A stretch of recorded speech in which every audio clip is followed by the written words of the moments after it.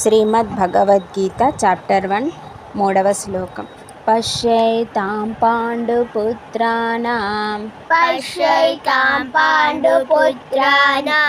ఆచార్యమహతీం చ మోం వ్యూఢాం ద్రుపదపుత్రేణ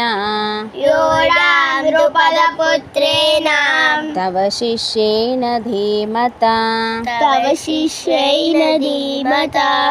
పశ్యైతాం పాండుపుత్రాణం ఆచార్యమహతీం చ మోం వ్యూఢాం ద్రుపదపుత్రేణ తవ శిష్యేన ధీమతా.